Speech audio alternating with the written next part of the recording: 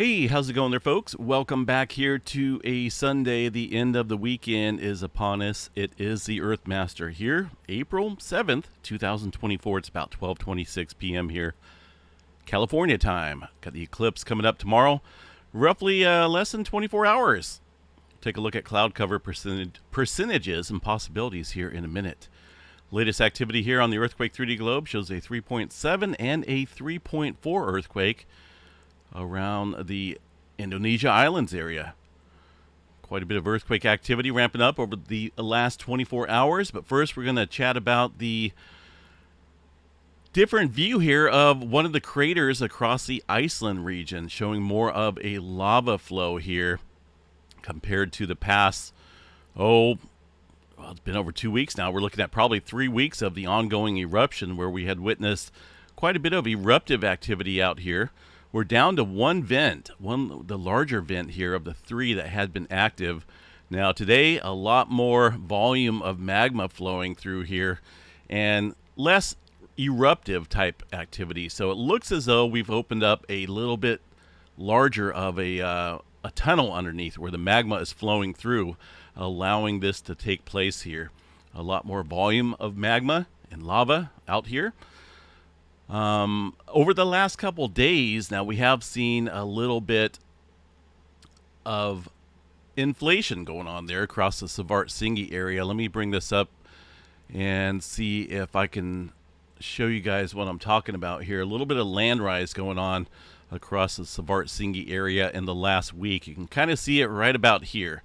Of course, the eruption been going on back towards the end of March. Again, we're looking at about 3 weeks here now of continuous activity. And over those 3 weeks, it's been pretty mellow. A couple ups and downs here, but noticeably in the last couple days here, we've seen that elevated inflation chart here. This is the vertical displacement up. This here, these dots are run times, 4-hour run times, and a little bit of inflation going on there. So it looks as though things are continuing to be fed up to the surface here from the deeper areas below. And this activity could go on and on and on continuously for quite some time, as long as that volume of magma continues to be supplied. Definitely an interesting eruption here compared to the last few eruptions. They have not put out any update. Let me double check though, make sure. More than likely they'll update the information on it as far as what's taken place here tomorrow. But I pretty much can assume that they're going to repeat what I just mentioned here. So last update was put out about 3 days ago. We'll check for the update tomorrow when these guys normally put one out. It may be even up later tonight. I'll double check that though. Either way, kind of cool seeing that magma river, lava river coming up out of that crater.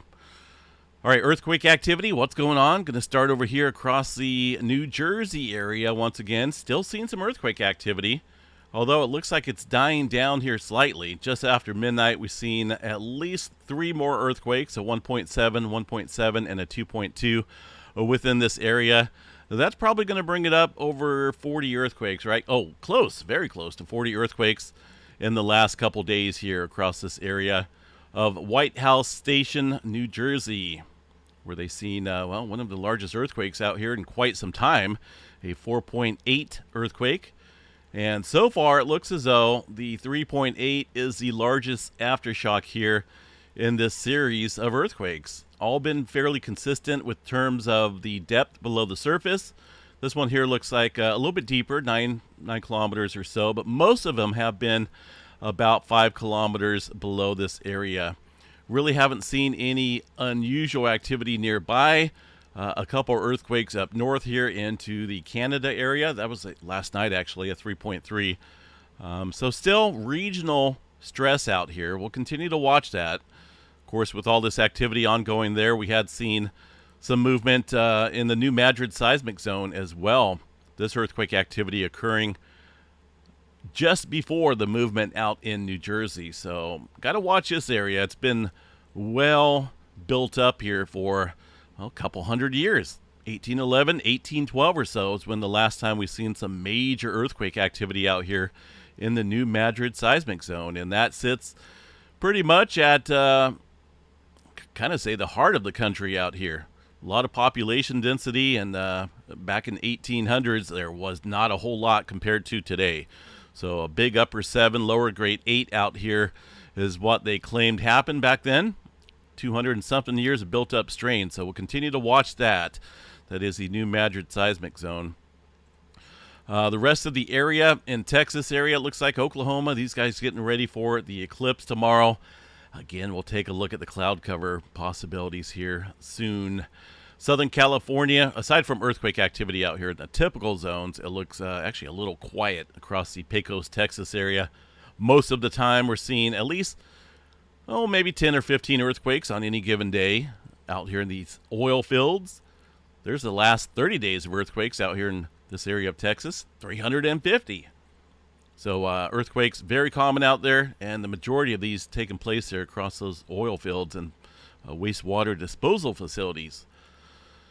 A couple more earthquakes up here in Northern California, one from yesterday, one from today, it looks like this morning. Couple twos.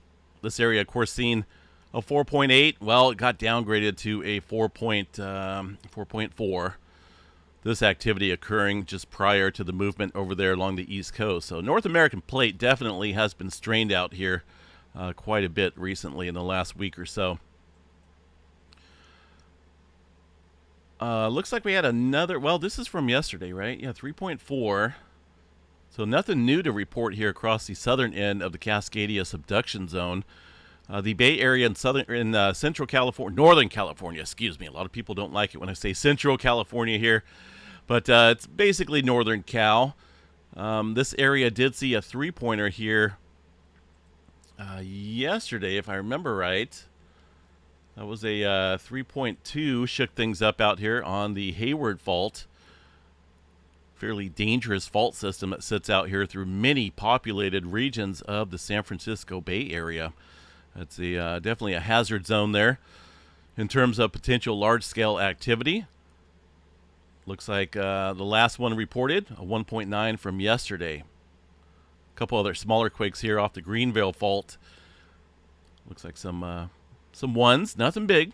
Looks a little bit quieter out here today across the California region. Typical movement here across the Ridgecrest area. This is the region, the fracture zone that's seen those earthquakes back in July 4th, July 5th. 2019. Remember the 6-pointer and the 7-pointer that struck out here, shaking things up back there. That was not associated with the San Andreas Fault. That was off on the Airport Lake Fault, or the Little Lake Fault. I can't remember exactly which one it is, but either way, they're still having some earthquake activity out there, aftershock sequences years later. Southern California, looks like a handful of earthquakes out here, mainly in the microquake department. So what you see out here, a little bit from yesterday and a little bit from today. The San Andreas Fault itself, the southern branch here, fairly quiet. Nothing going on of major concern. No major swarming going on out here. But as always, we'll continue to watch that. Yellowstone National Park, supervolcano up here. Nothing showing up on the map, but let's just double check. Make sure things are being reported. Transparency is key, right, when it comes to information being provided to the public. There's a couple smaller earthquakes out here on the seismographs that are recorded, but these are generally very small, hardly ever showing up out here across these local nearby stations. So those are probably about a 0.2 or a 0.3. Very small earthquakes. Out and about across the rest of the globe, or the flat scale model Earth, whichever you prefer. A 5-pointer coming into the El Salvador area this morning. Pretty deep. Look at this, 192 kilometers underneath this area, so that limits the damage potential, and the felt reports are probably very minimal too with the depth of that earthquake. The only concerning thing is that's a major subduction zone, and these deeper earthquakes out here do add strain up towards the subduction zone level itself here, where we see the larger activity take place. This region can see some large damaging earthquakes. History tells us that. And a look at the historical models out here since about 1900 or so shows a very active area of the Middle America Trench. And this deep earthquake activity today in a zone where we see a lot of deep activity. Look at this, 70 to 300 kilometers. I don't think we see anything Uh, Deeper than that, I'm not really seeing any of the darker circles out here, but pretty deep. That's actually fairly deep earthquake activity there into that region. And again, the larger quakes can take place up here across the subduction zone level itself. We'll continue to watch that for some potential further movement. Puerto Rico area, handful of 2s and 3s out here, a little bit from today and yesterday. Really nothing major going on here across the Puerto Rico Trench or the subduction zones. South America region, one little lonesome earthquake, 4.9 from this morning. I think we've seen a handful of smaller quakes in here as well, showing up on the earthquake 3D globe. Some 2s, it looks like, around this area. But generally, this region looks awfully quiet compared to, any given day looking at this model. These are very quiet out here across the Peru-Chile Trench for now. Let's see here. New Zealand still seeing some earthquake activity, getting a line of movement here across the plate boundary. They did see some larger activity yesterday, or was it the day before? New Zealand, of course, living in the future there as far as the time zone goes. They've seen a 5.1 out here recently across the plate boundary itself there in the South Island area. Still seeing some deeper movement here underneath the North Island. I believe that's associated there with the Hikurangi subduction zone. It only makes sense there. This area is definitely capable of producing some megaquakes, and a little uncertainty on when the last one was, but a lot of areas overdue here across New Zealand for potential larger movement. Got deep activity returning to the table here today around the Tonga Trench. 4.5 and a 5-pointer coming in. 530 kilometers deep here. We see some of the deepest earthquakes on the planet take place here across this area, and it's almost an everyday event. If we look at historical models out here, let me show you guys. You guys see that? This is since about 1900 or so. 1900 to 2015, including today's event. Those are darker circles, well below 300 kilometers. Sometimes we can see 650 or so. Way underneath this area. If you look at the planet in general, out here you can see where all of the subduction zones sit. Again, some of the deepest ones occur right here across the Tonga Trench and also up here into the Kuril-Kamchatka, the Japan Trench, the Izu Trench, the Java Trench down here. Surprisingly, they don't show anything up here across the Cascadia subduction zone in terms of deeper movement. Now, we have had some, though. I think it was back in 2000. When was that one up in Seattle? It was a pretty deep earthquake into the Cascadia subduction zone. Yeah, I'm surprised it's not up here. But either way, this map here gives you a good indicator of where all the major subduction zones take place. And this here, just one of the more active regions. I have this marked here on my plate tectonic map. Average accumulation can range anywhere from about 240 mm per year or higher. So one of the more obvious areas of the plate boundaries that accumulate quite a bit of slip in a short amount of time frame.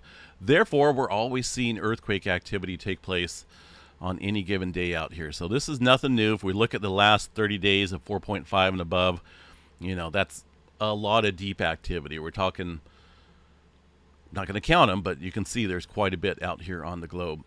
So we're back to that today. We'll continue to watch that because most of the time it's an obvious trail of activity. You can almost see where the earthquakes are going to take place here following this deeper movement. Normally we'll see it adjust here across the plate boundary itself around Vanuatu, Solomon Islands, or if there's enough strain built upstream here, we'll watch for some further surface adjustment. But I think for now, with this activity, it's doing that bouncing back and forth thing here. Deeper activity here, adding further strain up along the plate boundary, and that's where the latest quake is with a 4.9 shallow quake here. One area to watch, I think, within this back and forth movement is the Solomon Islands area. We have not seen any decent earthquake activity out here. There's been a handful of smaller quakes. This one fairly deep, though, 5.1, 150 kilometers deep, and then a 4.7 there a couple days ago, fairly shallow, but expecting this to fill in here soon. All right, up into the area of China, got a little swarm going on, it looks like today. Some 4s and even a 5-pointer out here, 5.1. Nothing new. I mean, obviously, these guys see a lot of earthquake activity out there as well, and that's continuing today. There's a 5.2 right here on the Java Trench, fairly new earthquake. Let me see, is the USGS reporting that? They are. All right. So 5.2. That looks like it is one of the more recent quakes out here on the map for this area. About 42 kilometers deep for that 5-pointer. It's been halting right about here. There is always potential, of course, for following that plate boundary upstream around the Andaman Sea as we look at the continued pressure movement here working its way around the plate boundary.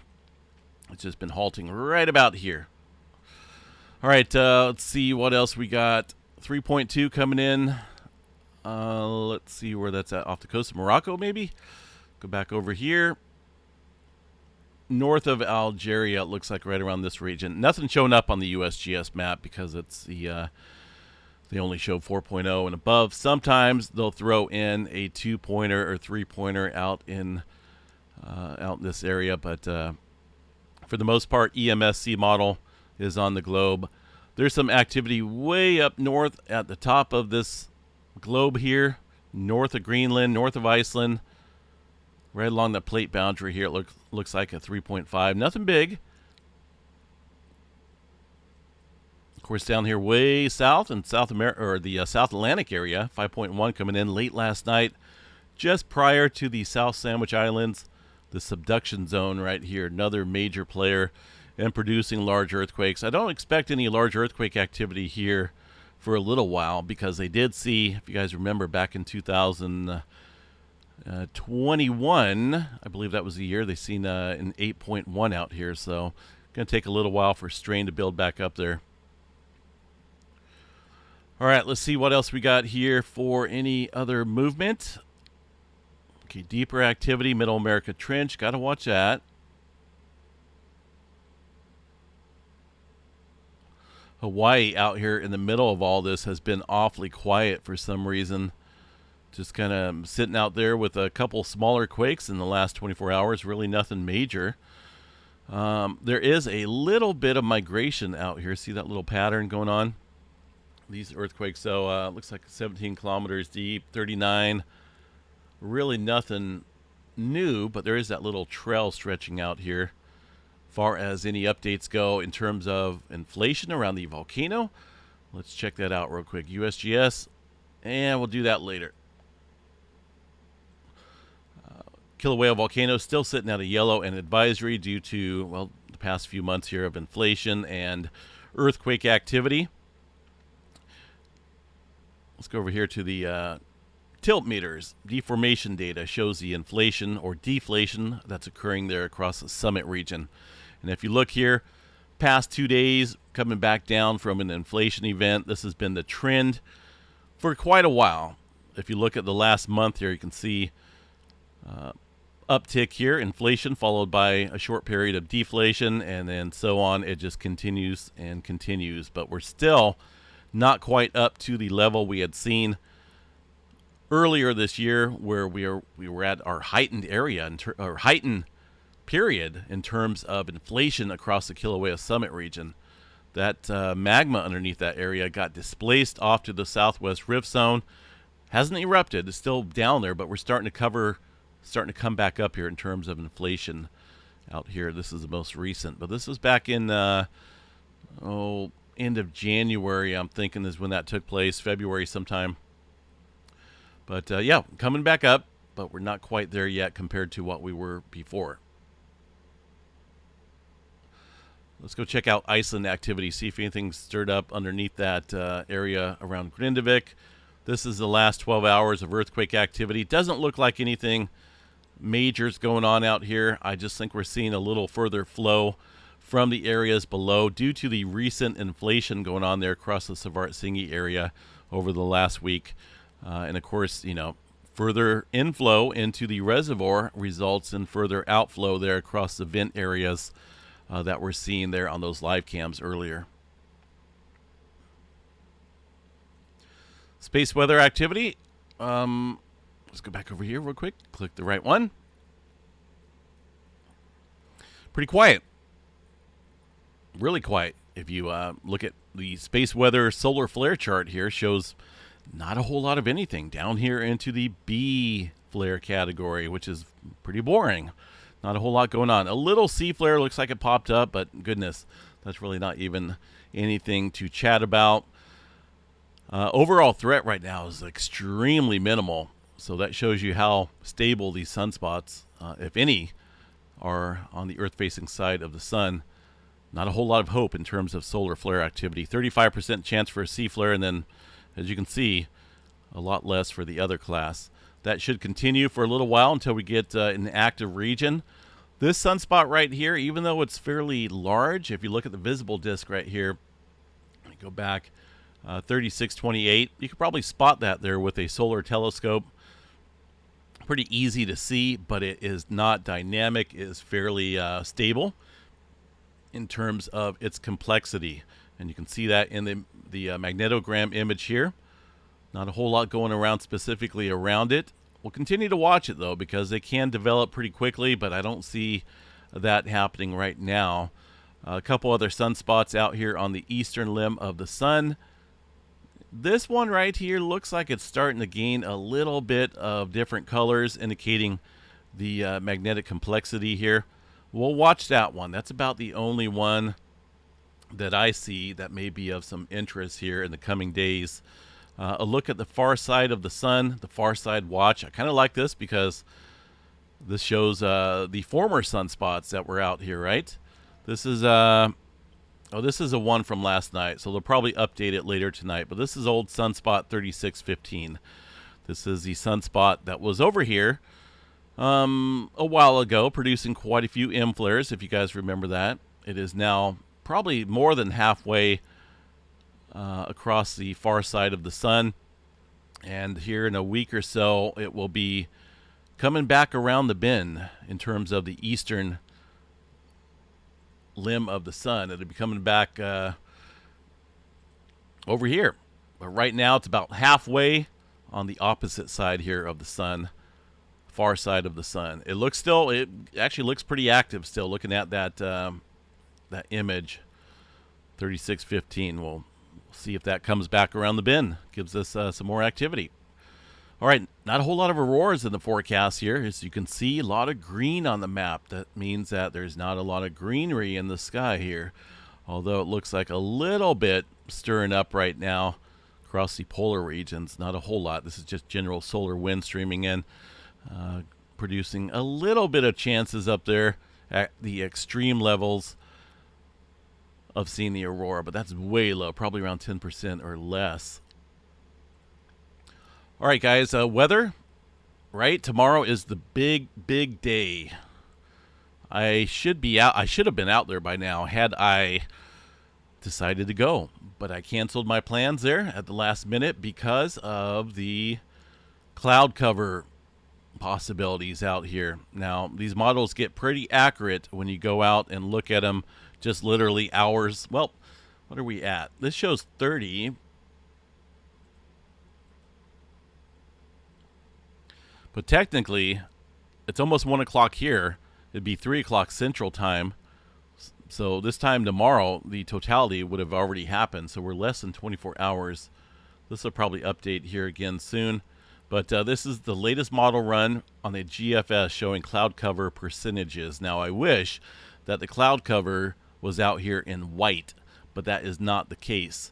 Cloud cover is going to be in the blue, and as you can see, 100% cloud cover for the majority of Texas, stretching up across that totality line. Now, that's a GFS model. It is often very aggressive in terms of the coverage that it puts out here.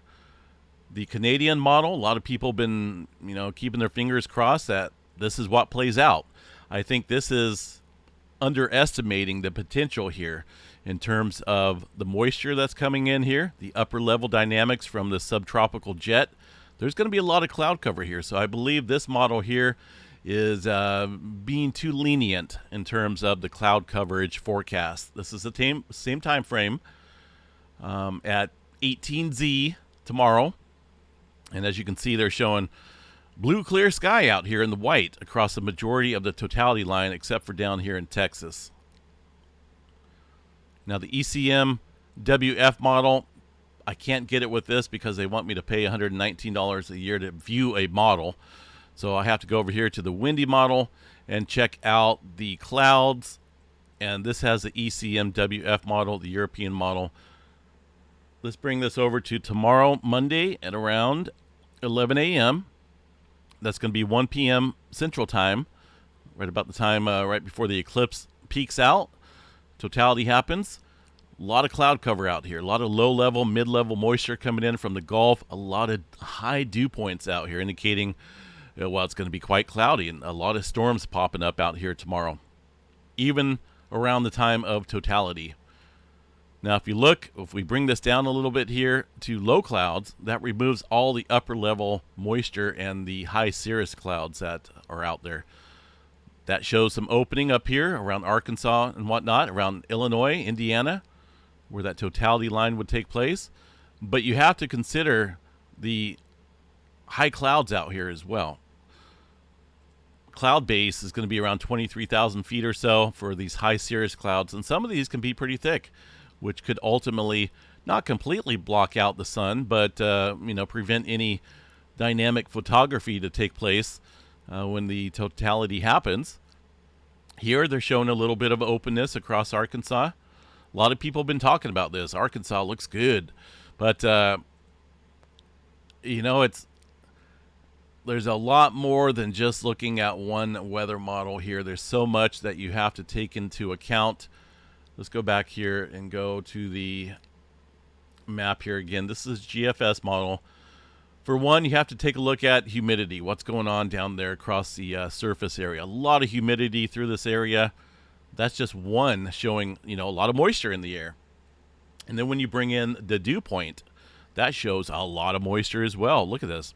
A lot of warmer Gulf moisture coming in into the state of Texas and spilling up here. Going to be firing up a bunch of storms on that day.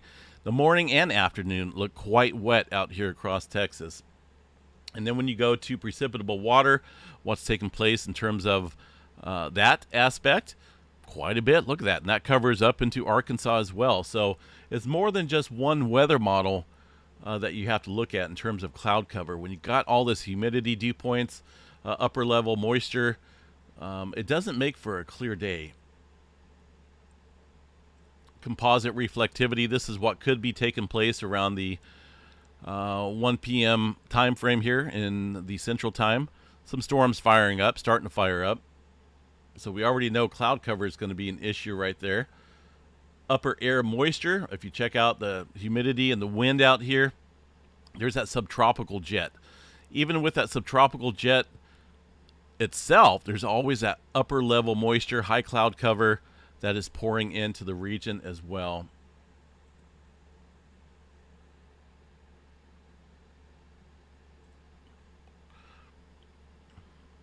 Let me bring up the numerical models here and show you guys the upper air dynamics jet stream. Now this is for right about here tomorrow. There's that subtropical jet. Low pressure, there's a little trough over here. That is definitely going to stir up some severe weather over the next few days here in Texas and other areas of the south. But there's a lot of moisture up there in the upper atmosphere from this jet stream. Going to be interacting with all of the higher dew points, higher humidity, a lot of precipitable moisture going to take place out here tomorrow. And to me, it looks like it's going to be around the time of the eclipse. That is just what I'm stating. It's either totality or bust, right? A lot of people are going to take the chance and go out there. If you're going to do it, might as well do it. But I weighed my options out here, and I decided against it because I have to drive 24 hours from California out here to a little town. I was going to go hang out near the Uvalde area or the Concan, Texas area. Small little towns, great coverage out there in terms of cellular networks. So that's where I was going to be. Unfortunately, I canceled my plan because the cloud cover looks fairly dominant out here in Texas. And I didn't want to travel another 8-10 hours up here to Arkansas on top of my 24-hour drive. So I went ahead and canceled my plan. So, but I'll be covering this. I'll be covering the cloud cover percentage here and looking at weather models tomorrow.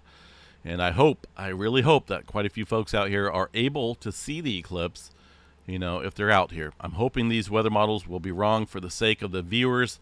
But all these weather models are pointing towards a lot of cloud coverage, a lot of high dew points, all that moisture in the upper atmosphere from the subtropical jet here. Speaking of weather, let's bring up that real quick. Day 2 outlook. This is for Monday. Look at that. They added an enhanced area for some severe weather and a broad area of general thunderstorm activity. So we do have a 5% chance for tornado probability tomorrow across the totality line there. Dallas, Waco area, in a huge green area, that's a 2% chance for tornado probability. The main threat, I think, is going to be some large, super large damaging hail. All this moisture in the upper atmosphere, high dew points, that's going to create some huge updrafts, creating a very large hail. And that includes areas around Dallas, Texas, Fort Worth, Arlington, Plano area, Garland, even into Louisiana over here. Looking at some large hail threat tomorrow. Now, as we look on Tuesday, that threat remains over the area, but a little bit further to the east, covering a good portion of Louisiana. I think this is going to be another huge hailer event, but also, don't overlook that tornado probability out here because it can take place. There's a 5% zone, but technically that can take place anywhere out here within this green zone. 5% zone is just the area of most likely development for a decent-sized tornado. So we'll see how it goes tomorrow, folks. I'm hoping for the best. Current satellite imagery. Let's go over here and check out the current satellite imagery out here from the windy map. Oh, what's going on here? There we go. Look at all that. This is a subtropical jet. This is what I'm telling you about. I'm telling you guys about. Even though there's really no low associated with that, the subtropical jet is streaming up there with some high winds way up there in the upper atmosphere and also bringing in some moisture. You interact all this cloud cover with the ongoing flow of moisture from the south at the surface, going to create a lot of storms out here. And this is just the cloud cover right now. This is what it looks like. So if you take these lighter gray areas and compare it, this is a forecast model, right? But if you take that and compare it with the current satellite imagery, you can see that some of these thin clouds are actually rather thick up there, and that could spell a little bit of issue for viewing the eclipse. This is right now, a lot of high clouds in the area. Some may be developing a little bit of moisture out there for rainfall. But when you go look at this forecast model, all those clouds are within the light gray area. And if you look for tomorrow at around the totality time, there's more clouds, more high cloud area. I don't think it's going to be a good day for the eclipse. But, you do what you got to do. If you're going to go out there and attempt to cover it, might as well get out there. Maybe there'll be a break exactly at the perfect timing for the totality. But I couldn't take that chance, unfortunately. But I will cover the forecast and whatnot until it takes place. And I'll be at home probably hopefully watching one of your guys' live streams here that may be out shooting the event, pending clear skies. All right, what else we got here? Let me bring up the numerical models in terms of rain. So there's tomorrow. Again, this is a GFS model showing some thunderstorms. I'm looking at the west coast out here. We got some warm temperatures coming up, followed by a little weak system here. Looks like towards next weekend. That is going to spell some trouble further for some severe storm activity out across the southern plains right there. It is that time of year where severe weather is quite rampant out here across the southern plains And that looks like early next week, some more severe weather out there. And a return of a cold air mass out here. Look at this, across a good portion around the Rocky Mountain states out here. That can spell some severe weather out here. I may go out for that. I don't know.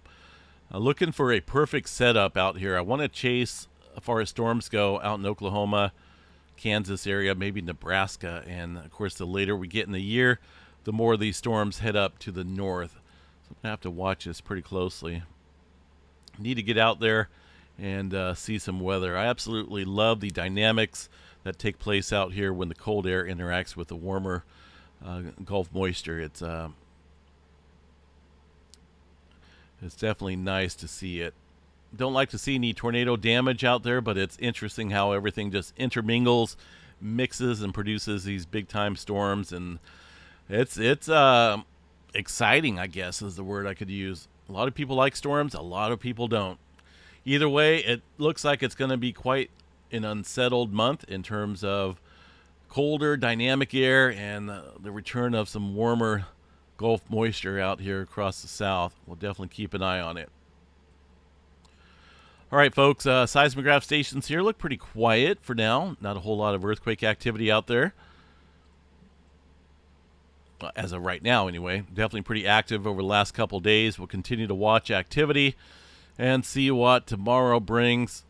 Current activity there along the Java Trench. Have a good day, folks. Enjoy the rest of your Sunday. I'll be back out here a little bit later tonight. Unless something major happens, I'll jump right in here. I'll be right off the computer, just getting some stuff done that I need to do for school tomorrow. So have a good one. We'll catch you guys back out here a little bit later.